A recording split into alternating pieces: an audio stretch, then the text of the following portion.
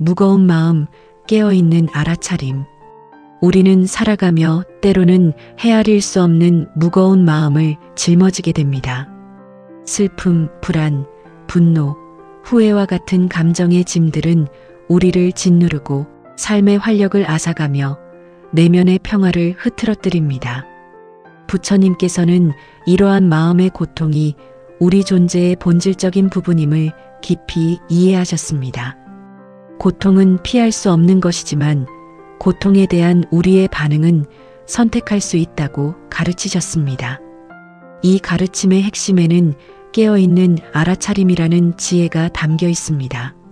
이는 단순히 보고 듣는 것을 넘어 자신의 내면에서 일어나는 모든 현상을 있는 그대로 자각하는 연습입니다.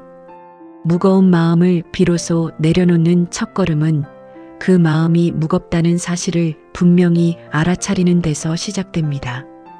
마치 어둠 속에서 등불을 밝히듯 우리는 우리의 마음 상태를 스스로 비추어 보아야 합니다. 무거운 마음은 홀로 존재하는 것이 아닙니다. 그것은 과거의 기억에 얽매이거나 미래에 대한 근심에 사로잡히거나 혹은 현재의 불만족에 뿌리내리고 있습니다. 우리는 종종 이러한 감정들에 압도되어 자신이 감정 그 자체가 된 듯 착각하곤 합니다. 슬플 때는 슬픔 그 자체가 되고 화가 날 때는 분노 그 자체가 되어버립니다. 이처럼 감정과 자아를 동일시하는 순간 마음은 더욱더 무거워지고 고통의 사슬은 견고해집니다.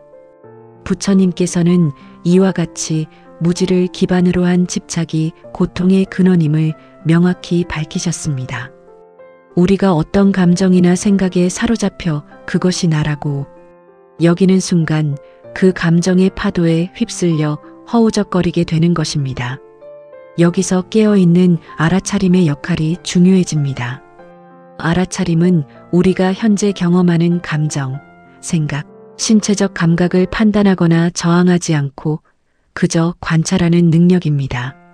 이는 마치 강둑에 서서 흘러가는 강물을 바라보듯이 자신의 마음속에서 일어나는 현상들을 한 발짝 떨어져서 객관적으로 지켜보는 것과 같습니다. 무거운 마음이 들 때 우리는 그 마음을 없애려 애쓰거나 외면하려 하지 않습니다. 대신 지금 내 마음이 무겁구나 하고 분명히 자각합니다. 이 자각은 마음의 무거움에 이름표를 붙여주는 행위이며 이 이름표를 붙이는 순간 우리는 감정과 자신 사이에 미묘한 거리를 만들 수 있습니다. 이러한 알아차림은 단순히 무엇이 있다고 아는 것을 넘어섭니다. 우리는 무거운 마음이 어떤 형태로 나타나는지 세밀하게 관찰합니다. 가슴이 답답한지, 어깨가 짓눌리는지, 혹은 머릿속이 복잡하게 얽혀 있는지와 같은 신체적 감각을 알아차립니다. 또한 어떤 생각들이 이 무거운 마음을 동반하는지, 예를 들어 나는 왜 이럴까, 저 사람은 왜 그랬을까와 같은 반복적인 사고의 패턴도 주시합니다. 이러한 관찰을 통해 우리는 무거운 마음이 고정된 실체가 아니라 끊임없이 변하고 사라지는 현상들의 복합체임을 서서히 깨닫게 됩니다. 부처님께서는 모든 형성된 것들은 무상하며 영원히 지속되는 것은 없다고 가르치셨습니다. 우리의 감정 또한 마찬가지입니다. 아무리 격렬한 감정도 일어났다가 사라지는 법입니다. 알아차림을 통해 우리는 감정이 일어나는 것을 허용하되 그 감정에 휩쓸리지 않는 법을 배웁니다. 마치 폭풍우가 몰아쳐도 등대는 흔들림 없이 빛을 비추듯이 우리의 깨어있는 마음은 감정의 폭풍 속에서도 고요함을 유지할 수 있습니다. 이 고요함 속에서 우리는 감정의 본질을 더 깊이 통찰하게 됩니다. 감정은 우리에게 어떤 메시지를 전달하려 하지만 그 메시지가 우리 자신 전부는 아니라는 것을 알게 됩니다. 이러한 분리된 관찰은 감정의 힘을 약화시키고 우리에게 반응할 자유를 돌려줍니다. 우리는 더 이상 감정의 노예가 아니라 감정의 주인이 되어 현명하게 대처할 수 있게 됩니다. 부처님의 가르침은 고통의 원인과 그 소멸의 길을 명확히 제시합니다. 무거운 마음은 고통의 한 형태이며 그 고통의 원인은 집착에 있습니다. 그리고 깨어있는 알아차림은 이러한 집착을 놓아버리고 고통을 소멸시키는 길의 첫걸음입니다. 우리가 무거운 마음을 있는 그대로 알아차릴 때 우리는 그 마음이 영원하거나 변치 않는 나의 본질이 아님을 깨닫게 됩니다. 이것이 바로 무아의 지혜와 연결됩니다. 감정은 내가 아니며 단지 마음속에서 일어나는 현상일 뿐입니다. 이러한 통찰은 깊은 안도감과 평화를 가져다 줍니다. 이러한 깨어있는 알아차림은 한 번의 노력으로 완성되는 것이 아닙니다. 그것은 꾸준하고 지속적인 연습을 통해 깊어집니다. 매 순간 우리는 자신의 마음 상태에 주의를 기울여야 합니다. 걷거나 말하거나 듣거나 혹은 앉아있을 때조차도 우리는 지금 내 마음은 어떤가 하고 스스로에게 물을 수 있습니다. 특히 무거운 마음이 찾아올 때 잠시 멈추어 그 마음을 숨쉬듯이 바라보는 연습을 합니다. 호흡에 집중하여 마음을 현재 순간으로 이끌고 그 순간에 일어나는 모든 감각과 생각들을 부드럽게 알아차리는 것입니다. 이 연습을 통해 우리는 점차적으로 마음의 흐름을 이해하게 되고 그 흐름에 휩쓸리지 않는 법을 체득하게 될 것입니다. 무거운 마음을 깨어있는 알아차림으로 대하는 것은 고통으로부터 벗어나 진정한 평화를 찾는 지혜로운 길입니다. 이는 마음의 짐을 억지로 내려놓으려 하기보다 그 짐의 존재를 인정하고 관찰함으로써 자연스럽게 무게를 덜어내는 과정입니다. 부처님께서는 우리의 마음이 본래 청정하며 번뇌는 다만 잠시 머물다 가는 그림자와 같다고 하셨습니다. 깨어있는 알아차림을 통해 우리는 이 본래의 청정한 마음을 다시 발견하고 무거운 마음의 고통으로부터 자유로워질 수 있습니다. 이 길은 비록 고요하고 담담하지만 그 끝에는 깊은 위안과 흔들림 없는 평화가 기다리고 있습니다. 이 괴로움의 뿌리, 가래를 통찰하다.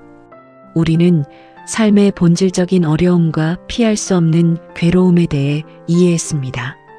이제 그 괴로움의 근원이 무엇인지 부따께서 밝히신 깊은 진리를 따라 들어가 볼 시점입니다. 부처님께서는 모든 중생이 겪는 괴로움의 참된 뿌리가 바로 가래에 있음을 깨달으셨습니다. 가래는 단순히 어떤 것을 바라거나 원하는 마음을 넘어 끝없이 목마르게 추구하고 집착하는 심경을 의미합니다. 마치 타는 목마름처럼 채워도 채워지지 않는 갈증과 같습니다. 가래는 크게 세 가지 양상으로 나타납니다. 첫째는 요괴입니다. 이는 색성향 미촉의 오용락, 즉 감각적인 즐거움에 대한 갈망입니다. 아름다운 형색, 즐거운 소리, 향기로운 냄새, 맛있는 음식, 부드러운 감촉 등 오감을 통해 얻어지는 모든 쾌락을 끝없이 추구하며 거기에 집착하는 마음입니다. 우리는 이러한 감각적인 쾌락이 영원할 것이라고 착각하거나 그것이 충족되면 모든 괴로움이 사라질 것이라고 믿기 쉽습니다. 그러나 부따께서는 감각적 쾌락은 일시적이며 그 자체로 불완전하여 결국 더 큰 불만과 고뇌를 가져온다고 가르치셨습니다.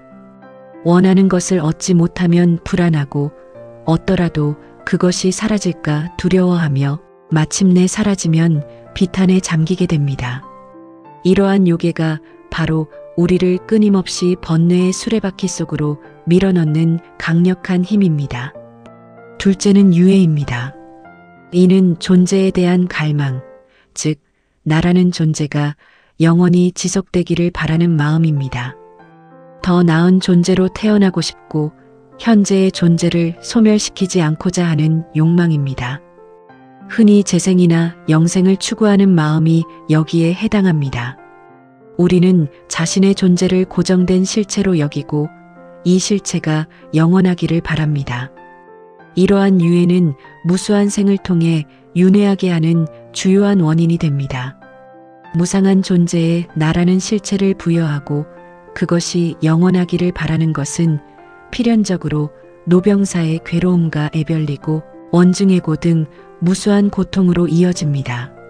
자신의 몸이 늙고 병들고 죽는 것을 받아들이지 못하고 사랑하는 이들과 헤어지는 것을 거부하며 미워하는 이들과 만나야 하는 현실에 불안해하는 것이 모두 유해의 발로입니다. 이는 끝없이 나를 중심으로 세계를 구축하려는 집착이며 그 구축이 무너질 때마다 우리는 깊은 절망과 고통에 빠지게 됩니다. 셋째는 무유해입니다. 이는 존재하지 않음에 대한 갈망, 즉 현재의 괴로운 존재가 완전히 소멸하기를 바라는 마음입니다.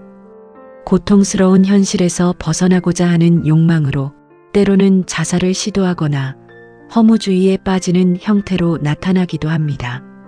그러나 무유해 또한 하나의 집착입니다. 붓다께서는 존재의 소멸 자체를 영원한 평화로 여기는 것 역시 또 다른 형태의 가래임을 밝히셨습니다. 고통에서 벗어나고자 하는 그 마음조차도 고통에 대한 집착에서 비롯된 것이며 진정한 해탈과는 거리가 멀다고 하셨습니다.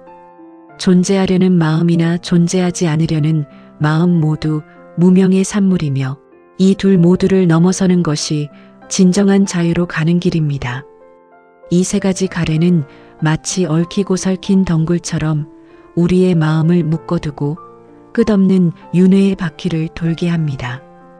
붓다께서는 사성제 중 두 번째 진리인 집제, 즉 괴로움의 연기를 설하시며 이 가래야말로 모든 고통의 발생 원인임을 명확히 밝히셨습니다. 가래가 있기 때문에 집착이 생기고 집착으로 인해 존재가 생겨나며 존재로 인해 생로병사의 모든 고통이 뒤따릅니다. 우리가 겪는 모든 불만, 슬픔, 절망, 그리고 번뇌는 바로 이 가래의 그림자입니다. 아무리 많은 것을 소유하고 얻더라도 가래가 사라지지 않는 한 우리는 결코 진정한 만족과 평화를 얻을 수 없습니다. 마치 바닷물을 마시는 사람이 갈증이 더 심해지듯이 가래는 채울수록 더욱 불타오르는 불꽃과 같습니다. 이 불꽃을 끄지 않고서는 결코 적정에 이를 수 없습니다. 그렇다면 어떻게 이 가래를 초월할 수 있을까요? 붓다께서는 가래를 철저히 꿰뚫어보고 그것의 무상함과 불만족스러움 그리고 무아임을 깨닫는 데서부터 시작된다고 가르치셨습니다. 가래가 일어나는 순간을 알아차리고 그것을 집착하지 않으며 자연스럽게 놓아버리는 연습을 통해 우리는 가래의 쇠박에서 벗어날 수 있습니다. 이는 단순히 욕망을 억압하는 것이 아니라 욕망의 본질을 이해하고 그것에 휘둘리지 않는 지혜를 개발하는 것입니다. 가래의 소멸이야말로 괴로움의 소멸이며 이는 곧 열반의 경지에 이르는 길입니다. 이 가래를 소멸시키는 구체적인 방법에 대해 더 깊이 탐구할 것입니다. 나라는 허상에서 벗어나기. 우리가 겪는 모든 번뇌와 괴로움의 근원에는 나라는 생각, 즉 자아에 대한 그릇된 이해가 깊이 자리하고 있습니다. 이는 마치 밤하늘의 희미한 그림자를 실체로 착각하여 두려워하는 것과 같습니다. 부처님께서는 이 나라는 것이 영원하고 변치 않는 실체가 아니라 끊임없이 변화하는 여러 요소들의 임시적인 조합이며 이름 지어진 개념일 뿐이라고 가르치셨습니다. 이러한 가르침을 무아라합니다. 우리는 태어나면서부터 나라는 관념을 배우고 세상의 모든 것을 나를 중심으로 해석하며 살아갑니다. 나의 몸, 나의 생각, 나의 감정, 나의 소유 등 모든 것에 내 것이라는 꼬리표를 붙입니다. 그러나 자세히 살펴보면 이 모든 것들은 고정된 실체가 아님을 알 수 있습니다. 몸은 시시각각 변화하며 늙고 병들며 결국 소멸합니다. 우리의 생각과 감정 또한 끊임없이 일어나고 사라지기를 반복합니다. 어제의 생각과 오늘의 생각이 다르며 한순간의 기쁨이 다음 순간의 슬픔으로 변하기도 합니다. 이처럼 덧없이 변천하는 것들을 어떻게 영원불변한 나라고 단정할 수 있겠습니까? 부처님께서는 나라고 집착하는 모든 것을 5가지 무더기, 즉 오온으로 분석하여 설명하셨습니다. 오온이란 색, 수, 상, 행, 식을 말합니다. 이 5가지 요소들이 서로 인연하여 임시적으로 결합한 것을 나라고 부를 뿐 그 어디에도 독립적이고 영원한 자아는 존재하지 않습니다. 첫째, 색은 물질적인 몸과 형상을 의미합니다. 우리의 신체, 감각기관, 그리고 외부 세계의 모든 물질적인 요소가 여기에 해당합니다. 우리는 이 몸을 나라고 여기고 애지중지하지만 몸은 결코 우리의 의지대로 영원히 유지되지 않습니다. 세포는 끊임없이 죽고 다시 태어나며 나이가 들면 쇠약해지고 병들기도 합니다. 결국 이 몸은 언젠가 흙으로 돌아갈 뿐입니다. 이처럼 무상하고 고정됨이 없는 몸을 어떻게 영원한 나라고 할 수 있겠습니까? 몸이 아플 때 내가 아프다고 느끼지만 그 아픔은 몸의 일시적인 현상일 뿐 나라는 본질과는 상관이 없습니다. 우리는 몸의 변화에 일희일비하지만 이는 나라는 허상에 묶여있기 때문입니다. 둘째, 수는 느낌, 즉 감수작용을 의미합니다. 즐거운 느낌, 괴로운 느낌, 그리고 즐겁지도 괴롭지도 않은 느낌이 있습니다. 우리는 이러한 느낌들을 나의 느낌이라고 여기고 집착합니다. 즐거움이 오면 놓지 않으려 하고 괴로움이 오면 벗어나려 발버둥 칩니다. 그러나 이 느낌들 또한 영원하지 않습니다. 즐거움은 머물지 않고 사라지며 괴로움은 변하여 없어집니다. 마치 파도가 일었다가 사라지듯이 느낌 또한 일시적으로 발생했다가 소멸합니다. 덧없는 느낌을 나라고 붙잡고 있으니 즐거움이 사라질 때 슬퍼하고 괴로움이 올 때 고통스러워하는 것입니다. 느낌은 그저 느낌일 뿐 나의 실체는 아닙니다. 셋째, 상은 표상, 즉 인지작용을 의미합니다. 우리가 사물을 인식하고 개념화하며 과거의 경험을 기억하고 미래를 상상하는 마음의 작용입니다. 우리는 나무를 나무라고 인식하고 사람을 사람이라고 인식하며 특정 사건을 이러이러했다고 기억합니다. 이러한 인식과 기억 또한 고정된 것이 아닙니다. 같은 대상을 보더라도 사람마다 다르게 인식하며 기억은 시간이 지남에 따라 변질되거나 희미해지기 마련입니다. 또한 우리가 인식하는 모든 것은 대상에 대한 우리의 주관적인 해석일 뿐 대상 자체의 객관적인 본질이 아닙니다. 이처럼 가변적이고 주관적인 인식을 나라고 할 수는 없습니다. 넷째, 행은 형성력, 즉 의지작용을 포함한 모든 심리적 형성작용을 의미합니다. 생각, 의도, 욕망, 의지, 싫어함, 좋아함 등 선업과 악업을 만들고 미래의 존재를 형성하는 모든 정신적인 활동입니다. 우리의 의지는 끊임없이 변화하고 욕망은 새로운 욕망을 낳으며 행위는 새로운 결과를 초래합니다. 이 모든 것이 인연 따라 끊임없이 변화하는 과정 속에 있습니다. 영원불변한 나의 의지란 존재하지 않습니다. 어제의 결심이 오늘 변할 수도 있고 순간의 감정에 따라 행동이 달라지기도 합니다. 이처럼 끊임없이 움직이고 변화하며 인연에 따라 발생하는 행을 나라고 부를 수 없습니다. 우리가 내가 이렇게 하리라고 다짐하지만 그 다짐 또한 끊임없이 변하는 심리적 현상일 뿐입니다. 다섯째, 식은 식별작용, 즉 의식을 의미합니다. 눈으로 보고, 귀로 듣고, 코로 냄새 맡고, 혀로 맛보고, 몸으로 느끼고, 마음으로 생각하는 6가지 의식입니다. 이 의식 또한 독립적인 실체가 아닙니다. 의식은 항상 대상에 의지하여 발생합니다. 눈이 대상과 만나야 시각의식이 생기고 귀가 소리와 만나야 청각의식이 생깁니다. 대상이 없으면 의식도 존재할 수 없습니다. 또한 의식은 순간순간 발생했다가 사라지는 흐름과 같습니다. 우리는 이 흐름을 나의 의식이라고 여기지만 이는 마치 강물이 끊임없이 흘러도 그 강물 자체가 고정된 것이 아니듯이 의식 또한 그러합니다. 내가 안다고 여기는 그 알문 대상을 통해 일어나는 순간적인 작용일 뿐입니다. 이처럼 오온의 어느 하나도 영원하고 독립적인 나라고 할 만한 실체가 없음을 부처님께서는 분명히 밝히셨습니다. 나라는 것은 오온이 임시적으로 결합하여 나타나는 현상일 뿐이며 마치 수레가 바퀴, 축, 몸체 등의 부품들의 조합으로 불리는 것과 같습니다. 수레를 구성하는 어떤 부품도 수레 그 자체는 아니듯이 오온의 어느 부분도 나 그 자체는 아닙니다. 우리는 이러한 임시적인 조합에 나라는 이름을 붙이고 그 이름에 집착함으로써 고통을 자초합니다.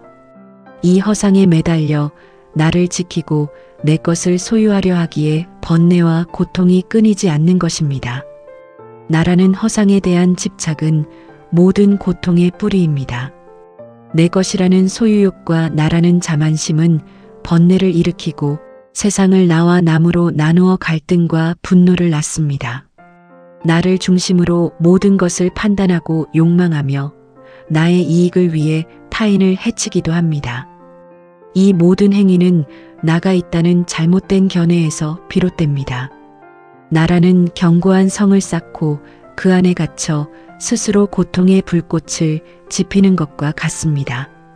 세상의 변화와 무상함 속에서 나가 영원하기를 바람으로 좌절하고 절망하게 됩니다. 그러나 무아의 진리를 깨달으면 우리는 이 집착에서 벗어날 수 있습니다.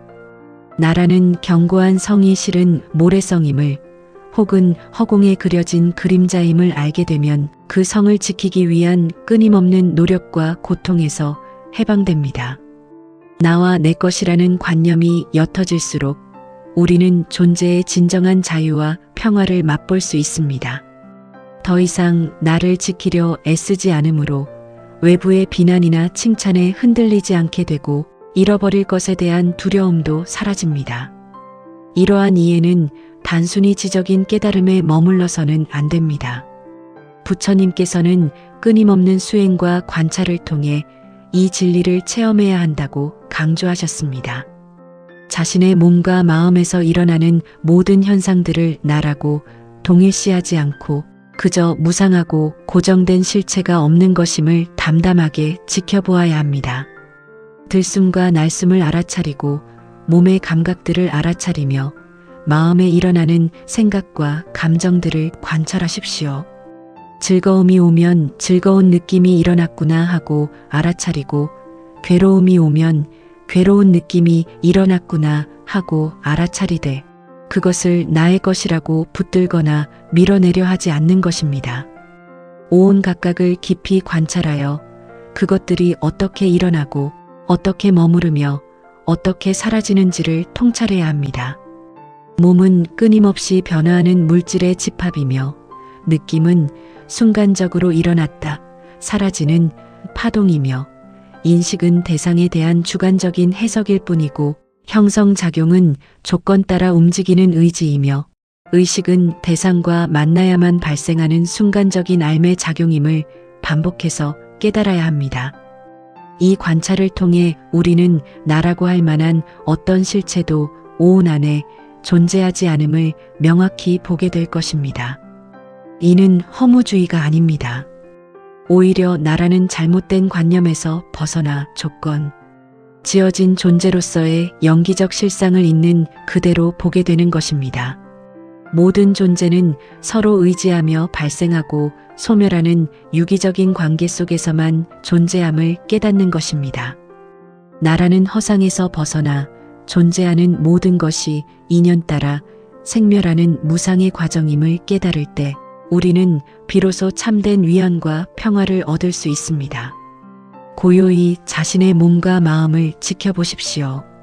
모든 것이 흘러가는 강물과 같으며 그 어떤 것도 굳건히 붙들 나 또한 존재하지 않음을 알아차리십시오. 이 깊은 통찰 속에서 번뇌는 잦아들고 고요하고 평화로운 마음의 경지에 이르게 될 것입니다.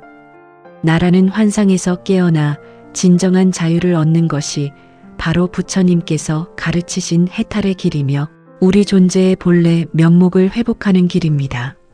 지금 여기 마음 챙김의 힘. 지난 장에서 우리는 삶의 고통과 번뇌로 인해 무거워진 마음을 어떻게 내려놓을 수 있을지에 대해 탐구했습니다. 마음을 내려놓는다는 것은 단지 고통스러운 기억이나 감정을 억누르거나 외면하는 소극적인 태도가 아닙니다. 진정으로 마음의 짐을 덜어내고 평화를 찾기 위해서는 현재 이 순간에 온전히 깨어 있어 우리의 내면과 외부 세계를 명료하게 인식하는 적극적인 수행이 필요합니다. 이것이 바로 부처님께서 중생에게 자비롭게 가르치신 마음 챙김의 수행이며 지금 여기에 충실함으로써 얻어지는 무한한 힘의 근원입니다.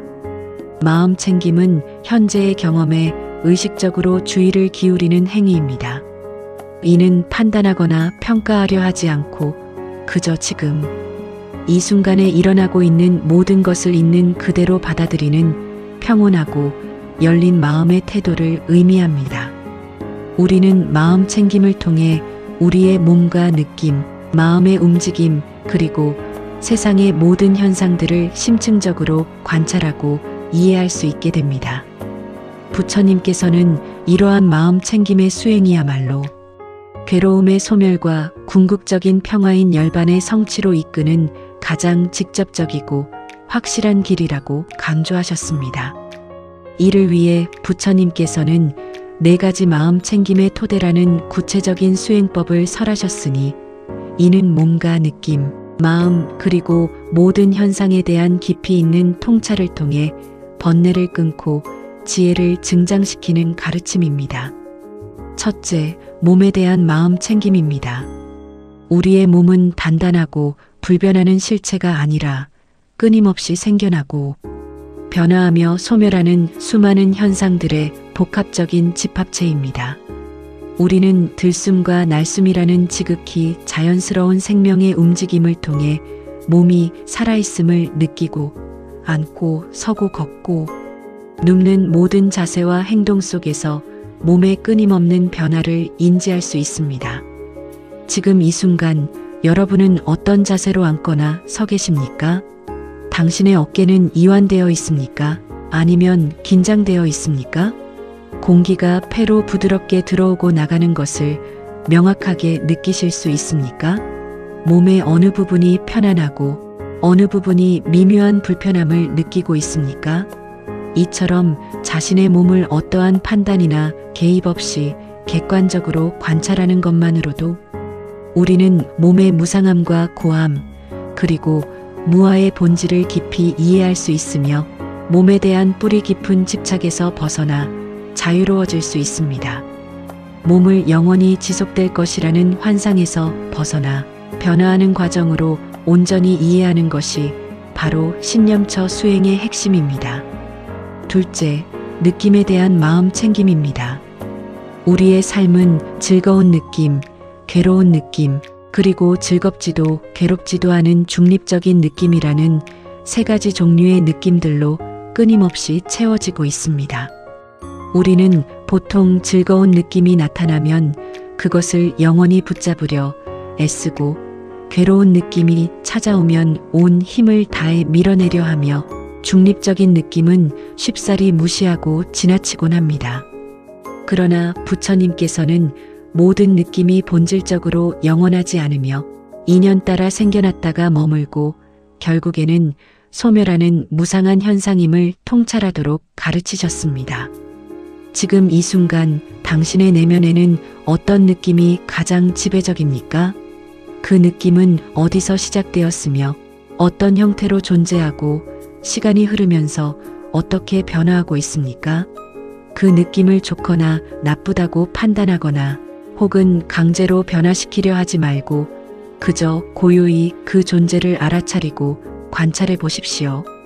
느낌을 있는 그대로 받아들이고 그것에 대한 가래나 혐오로부터 벗어날 때 우리는 느낌에 휘둘리지 않고 보다 자유롭고 평화로운 마음을 가질 수 있게 됩니다. 셋째, 마음에 대한 마음 챙김입니다.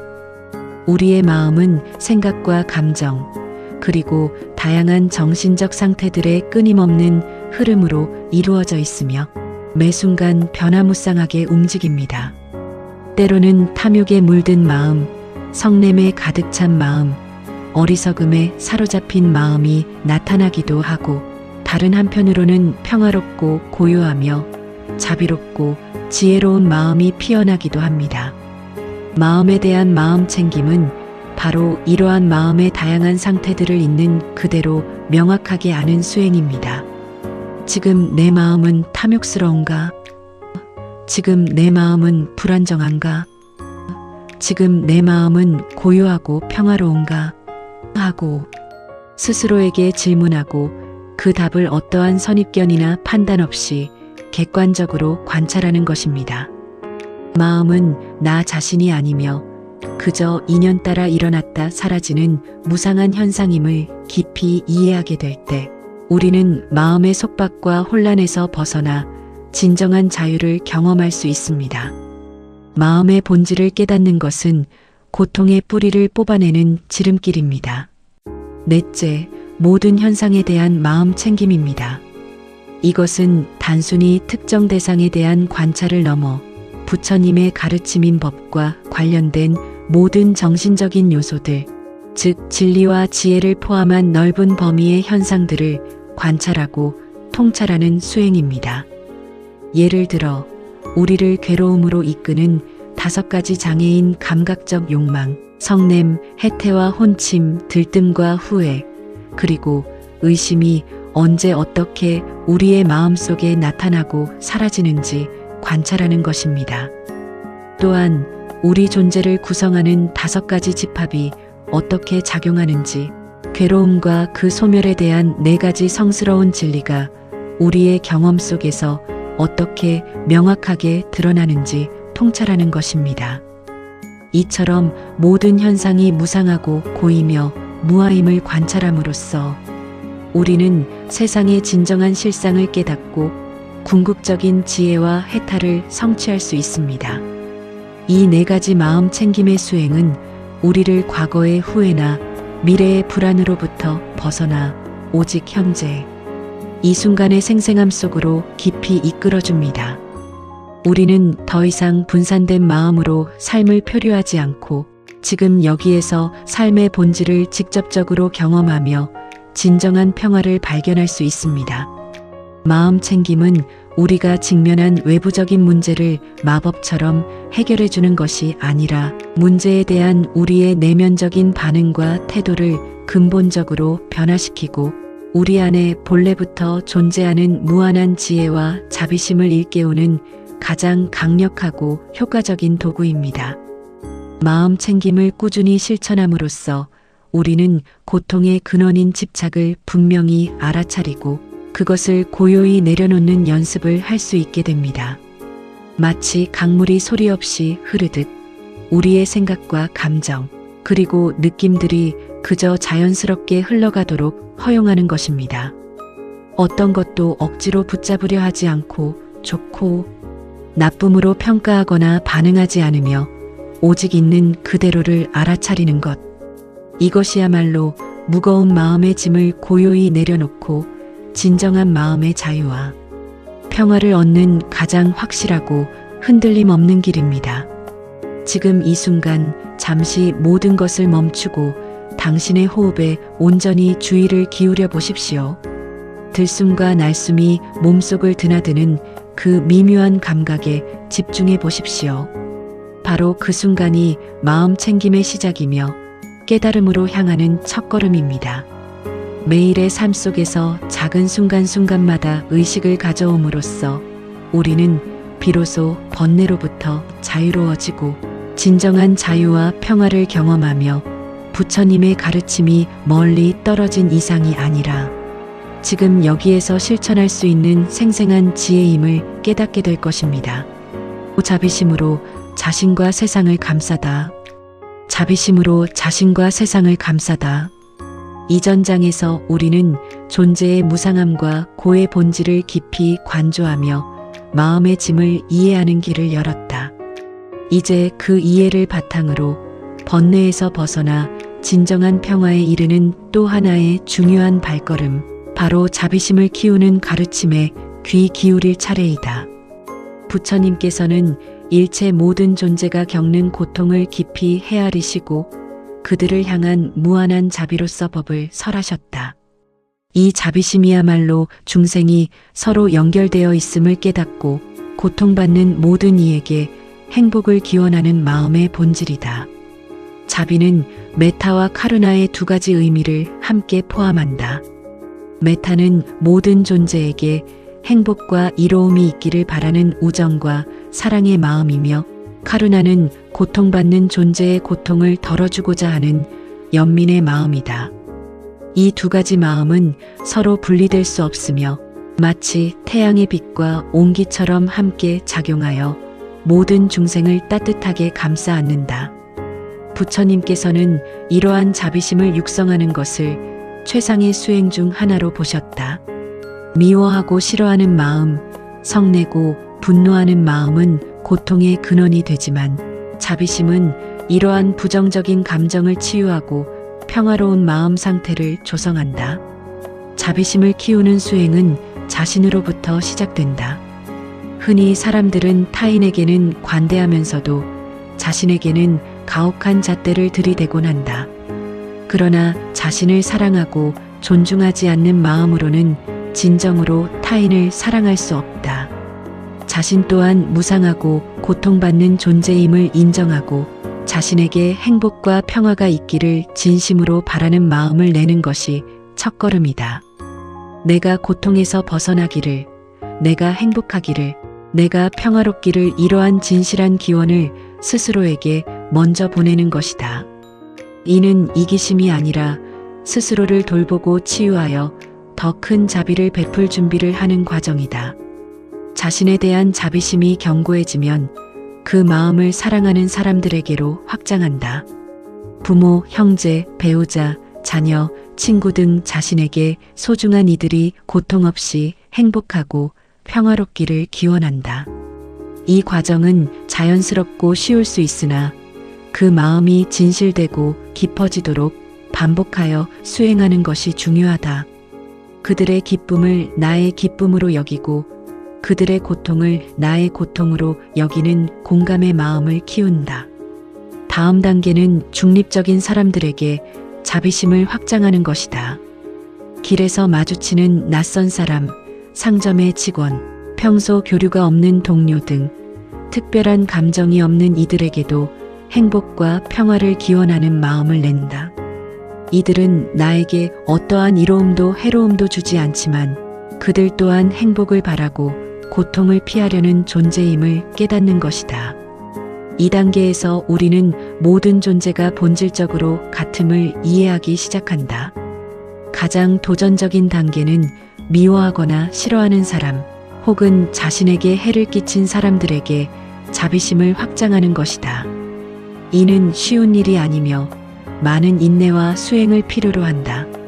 그러나 부처님께서는 원한을 원한으로 갚는 것은 결코 원한을 종식시키지 못한다고 가르치셨다. 오직 자비로서 원한을 풀 수 있다고 하셨다.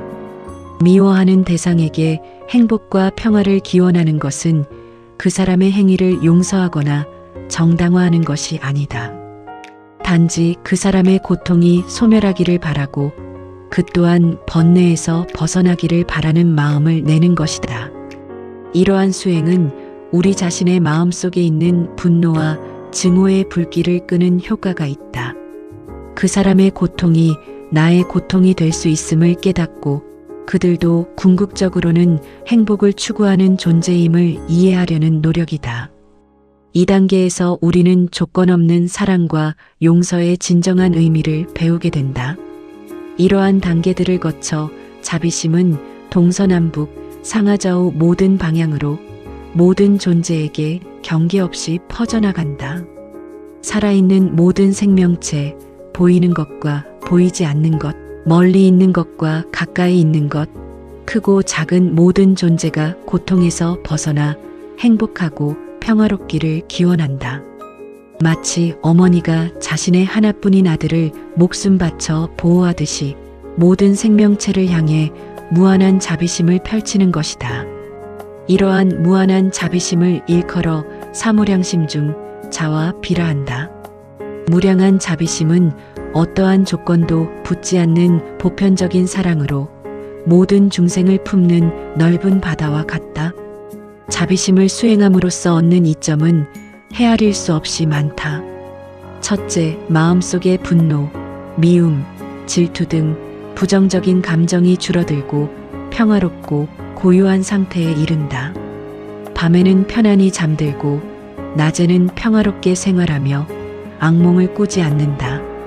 둘째, 대인관계가 원만해지고 사람들에게 사랑받으며 신들과 사람들에게 보호받는다. 셋째, 마음이 청정해지고 수행에 장애가 되는 번뇌를 극복하는 데 도움을 준다. 넷째, 혹 불행한 죽음을 맞이하더라도 다음 생에는 선처에 태어나는 과보를 얻게 된다. 궁극적으로는 열반의 문을 여는 강력한 열쇠가 된다. 부처님께서는 자비심이 지혜와 함께 가야 한다고 강조하셨다.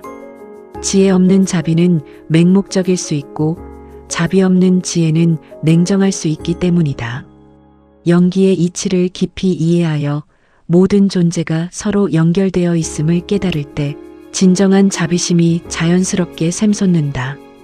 모든 고통의 근원이 무지와 가래에 있음을 이해하고 그로부터 벗어나는 길을 자비로운 마음으로 제시하는 것이 부처님의 가르침이다. 우리는 자비심을 통해 타인의 고통을 나의 고통으로 여기고 타인의 행복을 나의 행복으로 여기는 넓은 마음을 배우게 된다. 일상생활에서 자비심은 어떻게 발현될 수 있을까? 이는 다른 이의 고통에 무심하지 않고 도움의 손길을 내밀며 부드러운 말과 따뜻한 표정으로 사람들을 대하는 것이다. 작은 친절과 배려, 타인의 입장에서 생각해보는 역지사지의 마음이 바로 자비심의 실천이다. 또한 자신의 행동이 다른 이에게 해를 끼치지 않도록 항상 유념하며 해로운 행위를 삼가고 유익한 행위를 실천하는 계율의 준수 역시 자비심의 중요한 표현이다. 무거운 마음을 내려놓는 과정에서 자비심은 강력한 해독제가 된다. 자신을 향한 비난과 타인을 향한 원망을 내려놓고 모든 존재에게 조건 없는 행복과 고통으로부터의 자유를 기원할 때 우리의 마음은 마치 폭풍우가 지난 뒤에 고요한 바다처럼 평온해진다. 이처럼 자비심으로 자신과 세상을 감싸 안는 것은 스스로를 번뇌의 속박에서 벗어나게 하고 진정한 평화와 행복으로 이끄는 부처님의 위대한 가르침이다. 우리는 이 자비심을 통해 모든 존재가 근본적으로 같은 고통과 행복을 추구한다는 사실을 깨닫는다. 이 깨달음 속에서 우리는 더 이상 외로운 존재가 아니며 서로 연결된 광대한 생명의 그물망 안에서 안온함을 찾을 수 있다.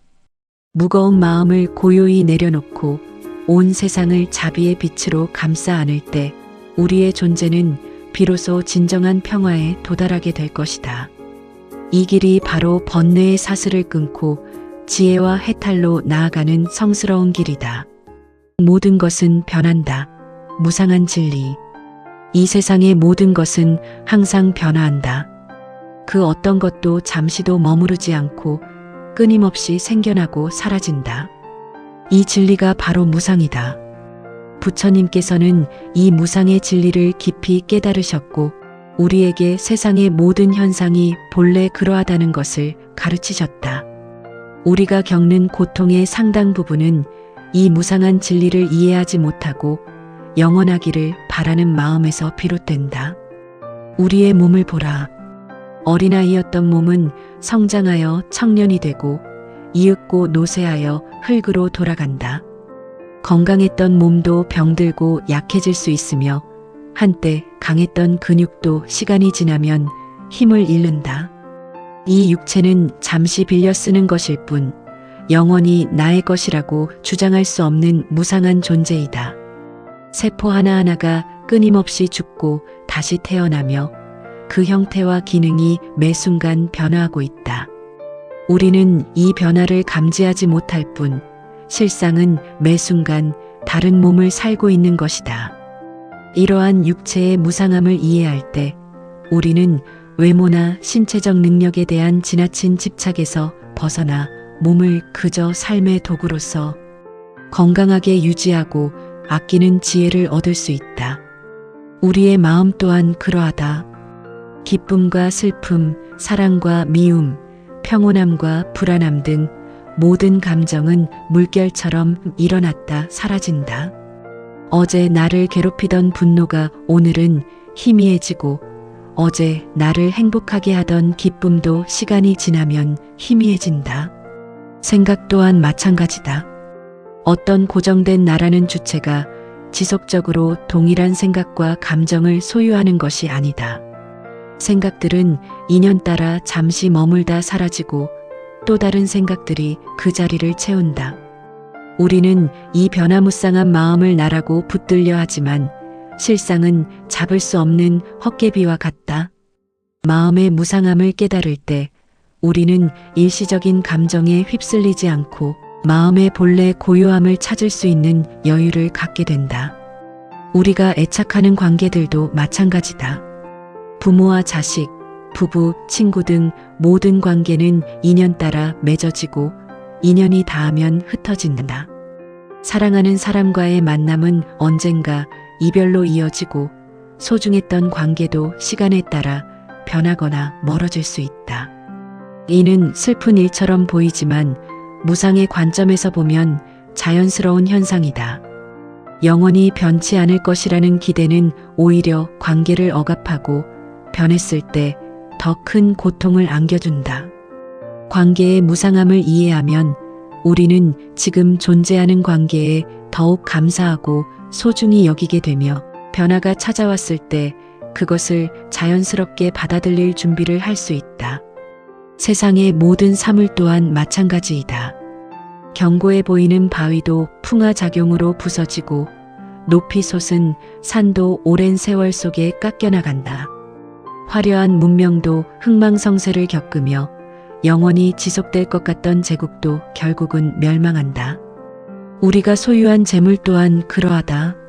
쌓아 올린 부는 한순간에 사라질 수 있고 새로이 얻은 물건도 언젠가는 낡고 부서져 쓸모없게 된다.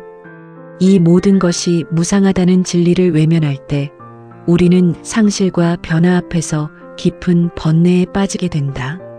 소유물의 무상함을 알면 우리는 물질에 대한 탐욕과 집착을 줄이고 나눔과 베풀매 정신을 실천하여 진정한 풍요로움을 경험할 수 있다. 부처님께서는 이 무상의 진리를 깨닫는 것이 곧 고통에서 벗어나는 첫걸음임을 강조하셨다. 무상을 깊이 관찰함으로써 우리는 모든 존재가 고정된 실체 없이 끊임없이 변해가는 현상일 뿐임을 알게 된다. 나라고 집착하던 몸과 마음, 그리고 내 것이라고 움켜쥐던 외부 세계가 실은 고정된 실체가 없다는 것을 깨달을 때 집착은 저절로 놓여지기 시작한다. 이는 마치 손에 쥔 모래를 꽉 쥘수록 더 많이 빠져나가는 것과 같아서 힘을 뺄 때 비로소 남아있는 것을 온전히 받아들일 수 있는 이치와 같다. 집착이 놓여질 때 비로소 우리는 자유로워진다. 영원하지 않은 것을 영원하다고 착각하며 붙들려 할 때 우리는 끊임없이 불안하고 고통스러워진다. 그러나 모든 것이 변한다는 사실을 담담히 받아들일 때 우리는 변화에 대한 두려움에서 벗어나 현재를 온전히 경험할 수 있게 된다. 매 순간이 새롭게 태어나는 순간이며 동시에 사라지는 순간임을 깨달을 때 우리는 과거에 대한 후회나 미래에 대한 불안에 묶이지 않고 지금 이 순간의 삶을 충만하게 살아갈 수 있다. 무상의 진리는 우리에게 허무주의를 가르치는 것이 아니다. 오히려 지금 이 순간의 소중함을 일깨워준다. 모든 것이 변하고 사라질 것이기에 지금 이 순간의 삶을 더욱 충실히 살아가야 한다. 사랑하는 이들에게 더 많은 자비심을 베풀고 주어진 환경에서 최선을 다하며 매 순간순간을 깨어있는 마음으로 맞이해야 한다. 우리가 경험하는 모든 것이 한번 지나가면 다시 오지 않을 기회임을 알기에 우리는 삶의 매 순간을 더욱 의미 있고 가치 있게 만들려고 노력하게 된다. 또한 무상은 우리에게 변화의 가능성을 열어준다. 지금 고통 속에 있더라도 이 고통 또한 영원하지 않다는 것을 알면 희망을 가질 수 있다. 지금 불완전한 상태에 있더라도 변화를 통해 더 나은 모습으로 나아갈 수 있음을 믿을 수 있다. 모든 것이 변함으로 우리는 끊임없이 배우고 성장하며 자신을 발전시킬 수 있다. 고통이 영원하지 않듯이 기쁨도 영원하지 않다는 것을 알기에 우리는 기쁨에 지나치게 집착하지 않게 되고 고통에 너무 깊이 침잠하지 않게 된다. 이는 중도의 지혜로 나아가는 중요한 통찰이 된다. 부처님의 가르침은 무상을 이해함으로써 우리가 세상의 흐름에 저항하는 대신 그 흐름에 몸을 맡기고 평화롭게 살아갈 수 있도록 돕는다. 마치 강물이 굽이쳐 흐르듯 인생의 모든 경험들도 그렇게 흘러가는 것임을 받아들일 때 우리는 비로소 마음의 짐을 내려놓고 고요한 평화를 찾을 수 있다. 우리가 무상함을 깨달을 때 우리는 더 이상 외부의 변화에 일희일비하지 않게 되며 내면의 흔들림 없는 평정심을 개발할 수 있다. 세상의 모든 현상은 연기의 법칙에 따라 인연 따라 생겨나고 사라진다. 어떤 고정된 실체도 홀로 존재하는 것이 아니며 모든 것은 서로 의존하고 상호작용하며 변화한다. 무상을 이해한다는 것은 이 연기의 법칙을 깨닫는 것과도 같다.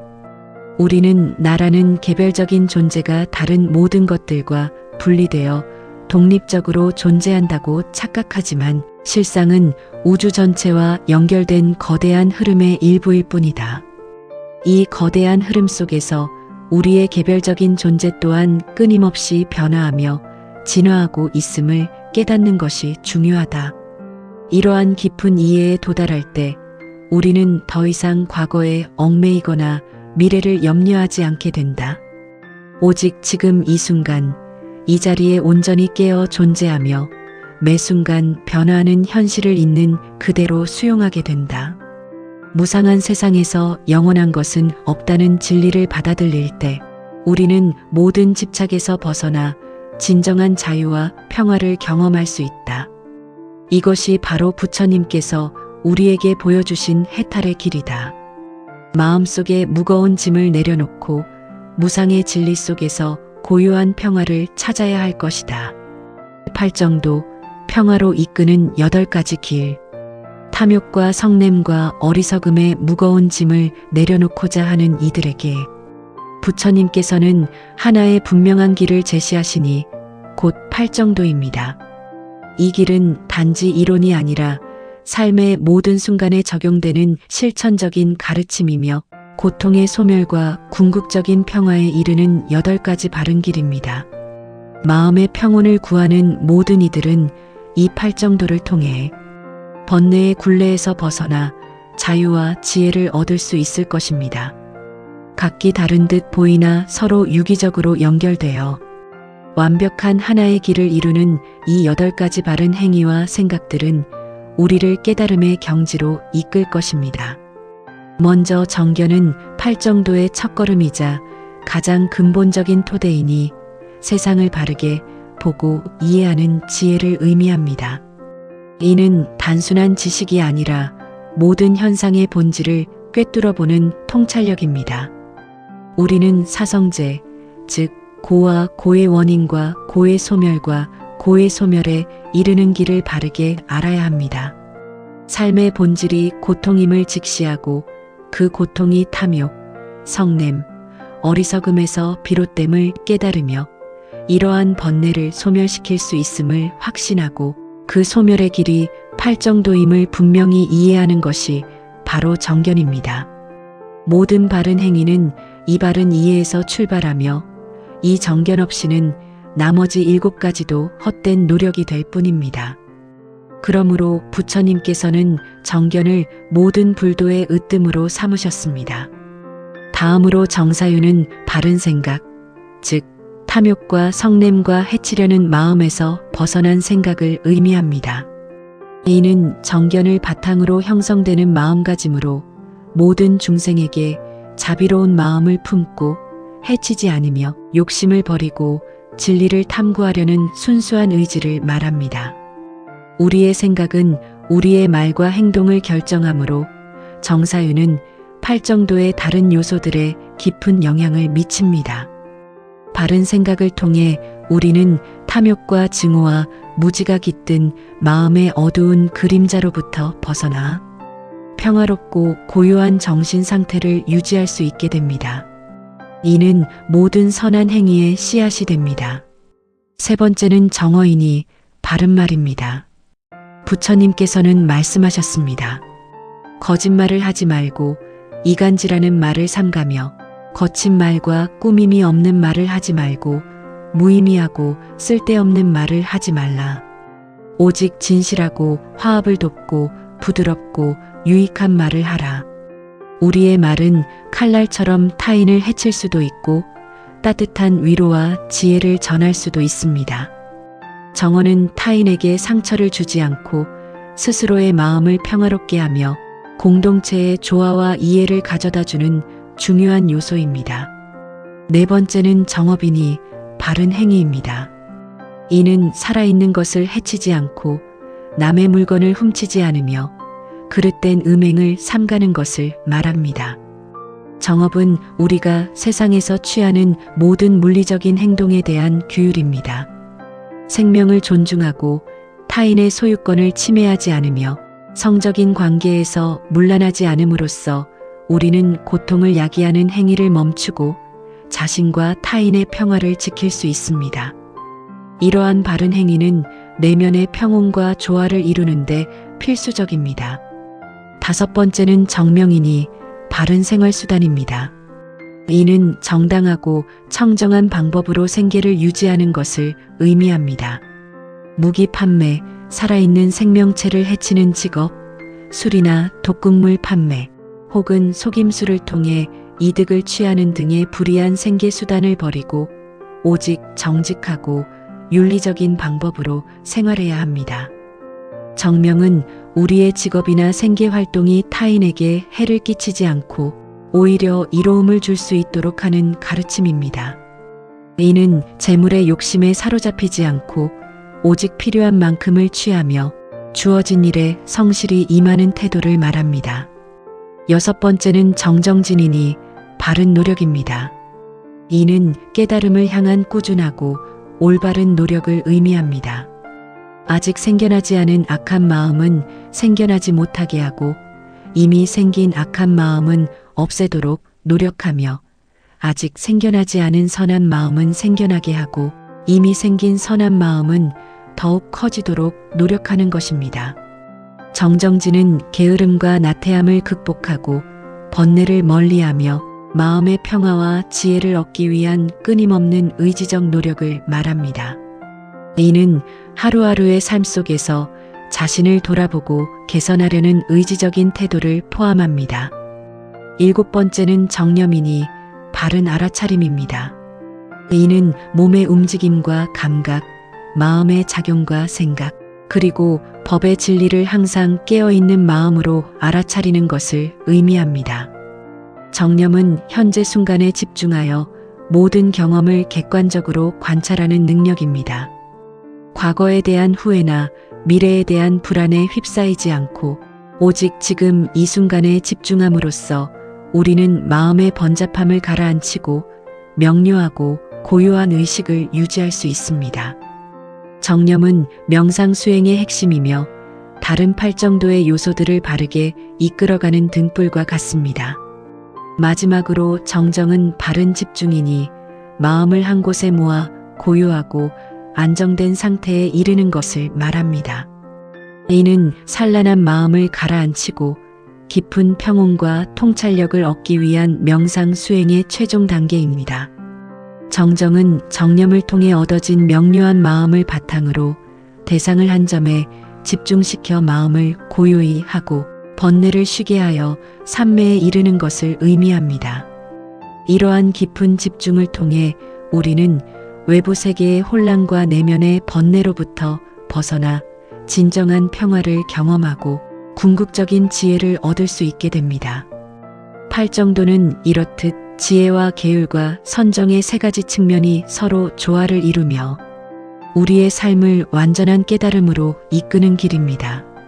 이 8가지 길을 꾸준히 실천함으로써 우리는 무거운 마음을 고요히 내려놓고 번뇌의 사슬에서 벗어나 진정한 자유와 평화를 누릴 수 있을 것입니다. 이는 마치 흐르는 물이 낮은 곳으로 흘러 바다에 이르듯 자연스럽게 고통의 강을 건너 열반의 피 안에 다다르는 여정과 같습니다. 끊임없는 수행과 정진을 통해 이 팔정도를 생활의 중심으로 삼는다면 모든 중생은 번뇌의 굴레에서 벗어나 깨달음의 빛을 마주할 수 있을 것입니다. 삼보에 귀의하여 참된 안식 얻으리.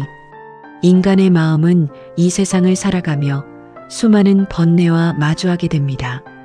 불안과 고통, 그리고 불만족의 그림자는 때때로 우리를 짓눌러 참된 안식을 찾기 어렵게 만듭니다. 우리는 갈 곳을 잃은 배처럼 망망대해를 헤매며 의지할 곳 없이 표류하는 존재와도 같습니다. 그러나 지혜로운 이들은 이 혼란 속에서 확고한 피난처를 발견하였으니 그것이 바로 삼보에 귀의하는 길입니다. 삼보는 부처님, 가르침, 그리고 승단을 의미하며 이 셋에 의지할 때 비로소 마음의 고통에서 벗어나 진정한 평화를 얻을 수 있습니다. 먼저 부처님께 귀의함은 무엇을 뜻합니까?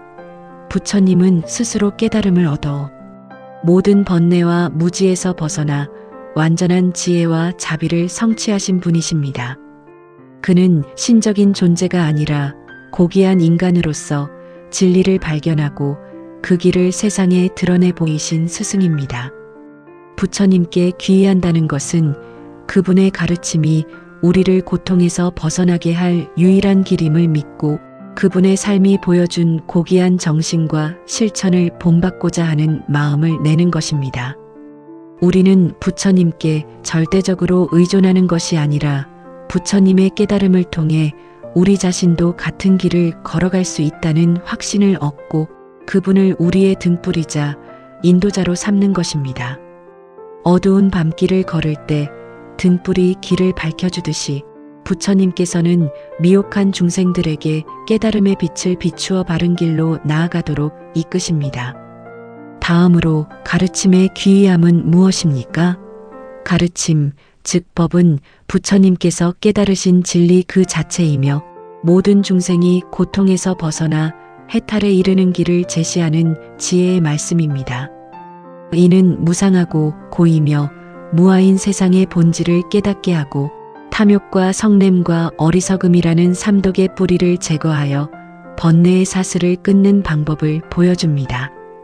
법에 귀의한다는 것은 이 가르침이 진실하고 변치 않는 진리임을 깊이 믿고 이를 삶의 원칙으로 삼아 실천하겠다는 다짐입니다. 가르침은 단순한 이론이 아니라 우리가 직접 수행하고 경험해야 할 실제적인 길입니다. 팔정도와 사성제를 비롯한 부처님의 모든 말씀은 우리 마음의 때를 씻어내고 지혜와 자비의 씨앗을 싹 틔우는 비옥한 토양과 같습니다. 우리는 이 가르침을 통해 세상의 모든 현상이 영기적으로 상호 연결되어 있음을 이해하고 집착을 내려놓는 지혜를 얻게 됩니다.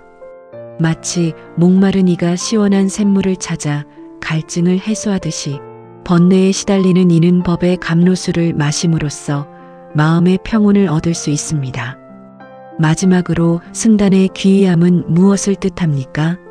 승단은 부처님의 가르침을 따르며 수행하고 그 가르침을 세상에 전하는 청정한 공동체를 의미합니다. 비록 세상에는 많은 수행자들이 있지만 삼보에 귀의하는 승단은 부처님의 가르침을 바르게 이해하고 실천하며 우리에게 올바른 길을 안내하고 수행을 돕는 이들의 모임입니다. 승단에 귀의한다는 것은 홀로 고통스러운 수행의 길을 걷는 대신 올바른 스승과 도반들로부터 가르침을 받고 서로를 의지하며 정진하겠다는 뜻입니다. 승단은 가르침을 보존하고 전승하며 우리에게 모범적인 수행의 모습을 보여줍니다. 그들은 탐욕과 분노, 어리석음의 굴레에서 벗어나 진정한 평화를 향해 나아가는 살아있는 증거입니다. 마치 강물이 큰 바다로 흘러가듯 승단은 부처님의 가르침을 받아들이고 끊임없이 정진하여 해탈의 경지로 나아가는 모습을 보여줌으로써 우리에게 용기와 희망을 줍니다. 우리는 그들의 지혜와 경험에 의지하여 미혹의 길을 헤매지 않고 바른 수행의 방향을 잡을 수 있습니다. 이처럼 부처님과 가르침과 승단, 이 삼보에 귀의하는 것은 단순히 의례적인 행위가 아닙니다. 이는 자신의 삶을 고통에서 벗어나 진정한 평화와 지혜의 길로 돌이키겠다는 깊은 결심이자 서원입니다. 삼보에 귀의한다는 것은 마음속 깊이 세 가지 보배를 받아들이고 이를 삶의 근본적인 지침으로 삼는 것을 의미합니다. 부처님께 귀의함으로써 우리는 길을 잃지 않는 등불을 얻습니다. 가르침에 귀의함으로써 우리는 미혹의 바다를 건널 수 있는 튼튼한 배를 얻습니다. 승단에 귀의함으로써 우리는 함께 길을 걸을 수 있는 믿음직한 도반들을 얻습니다. 이 세 가지 보배에 대한 확고한 믿음과 실천은 우리에게 흔들림 없는 안식처를 제공하며 어떠한 번뇌와 고통 속에서도 마음의 평온을 유지할 수 있는 힘을 길러줍니다. 삼보에 귀의한 이는 더 이상 홀로 방황하지 않습니다. 번뇌가 일어나더라도 삼보의 가르침에 따라 그 번뇌의 실체를 관찰하고 지혜롭게 다스릴 줄 알게 됩니다. 삶의 어려움 속에서도 좌절하지 않고 삼보의 힘을 의지하여 용기 있게 극복해 나갑니다. 탐욕과 성냄과 어리석음이 스며들려 할 때마다 부처님의 가르침을 떠올리며 마음을 다잡고 승단의 청정한 삶을 본받아 자신을 돌아봅니다. 진정한 안식은 외부의 환경에 좌우되지 않습니다. 그것은 바로 우리 마음속에서 삼보를 통해 깨달아지는 평화입니다. 그러므로 우리는 온 마음을 다해 삼보에 귀의하여 미혹의 밤을 밝히는 지혜의 등불 아래에서 참된 행복과 영원한 평화를 얻으려 노력해야 할 것입니다. 이 길이 바로 고통스러운 마음을 고요히 내려놓고 깊은 위안과 평화를 찾는 유일한 길입니다. 삼보에 귀의하는 매 순간이 곧 번뇌를 벗어나 해탈의 문으로 들어서는 첫걸음임을 명심해야 합니다.